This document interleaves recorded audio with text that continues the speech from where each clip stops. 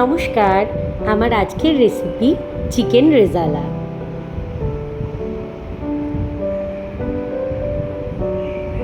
আমি একদম সহজ পদ্ধতিতে চিকেন রেজালাটা বানাই, তো দেখে নিন কীভাবে বানাই। আমি এখানে 10 কোয়া রসুন, 1 ইঞ্চি আদা, দুটো বড় সাইজের পেঁয়াজ আর দুটো কাঁচা লঙ্কা নিয়েছি। নিয়ে একটা পেস্ট তৈরি করে চিকেনগুলো ভালো করে ধুয়ে তার মধ্যে সেই পেস্টটা মিশিয়ে দিচ্ছি। এর সাথে আমি 200 গ্রাম মতো টক দই ফেটিয়ে রেখেছিলাম, সেটাও মিশিয়ে দিলাম। এরপর শামরিচ 10 গ্রাম মতো শামরিচ গুঁড়ো করে আমি এর মধ্যে মিশিয়ে নিয়েছি। এর বদলে আপনারা গোলমরিচও ইউজ করতে পারেন, কিন্তু রেজালার স্বাদ আসল শামরিচেই আসে। তো আর একটু নুন আর একটু তেল দিয়ে আমি সব মিশ্রণটাকে একসঙ্গে মাংসের সাথে মিশিয়ে 2 থেকে 2.5 ঘন্টা মতো রেখে দেবো। আপনারা আরও বেশি সময় অবধিও রাখতে পারেন, আমি এখানে 2 ঘন্টা মতো রেখেছি। 2 ঘন্টা হয়ে যাওয়ার পর আমি কড়া গরম করে এতে সাদা তেল দিয়েছি, তার মধ্যে ঘি মিশিয়েছি।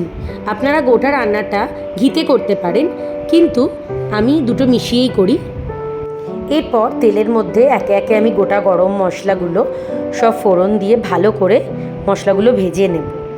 এর মধ্যে মাংসের টুকরোগুলো, যেগুলো আমি ম্যারিনেট করে রেখেছিলাম, তার মশলাগুলো বাদ দিয়ে মাংসের টুকরোগুলোকে তেলের মধ্যে দিয়ে একটু এদিক ওদিক করে 5 মিনিট মতো নাড়িয়ে নেব। মাংস এদিক ওদিক ভালো করে একটু নাড়িয়ে নেওয়ার পর যেই মশলাটা আমরা মাংস ম্যারিনেশনের জন্য ইউজ করেছিলাম, সেই মশলাটা আমরা এর মধ্যে এবার অ্যাড করব।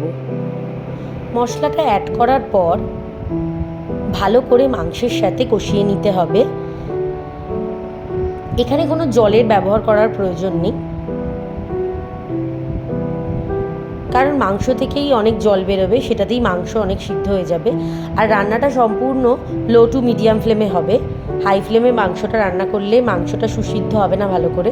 আর যেহেতু আমার অনেকক্ষণ মাংসটা ম্যারিনেট করা আছে, সেই জন্য মাংসটা তাড়াতাড়ি সেদ্ধ হয়ে যাবে।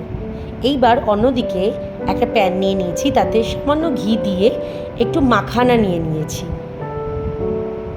রেস্টুরেন্টে অথেন্টিক রেজালাতে মাখানার ব্যবহার করা হয়।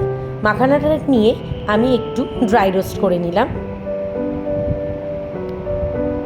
এরপর মাখানাটা আমি মাংসের সাথে মিশিয়ে দিলাম, কারণ মাখানাগুলো সেদ্ধ হতে অনেক টাইম লাগে, সেই জন্য আমি এই সময় মাখানাটা মাংসের সাথে মিশিয়ে দিলাম।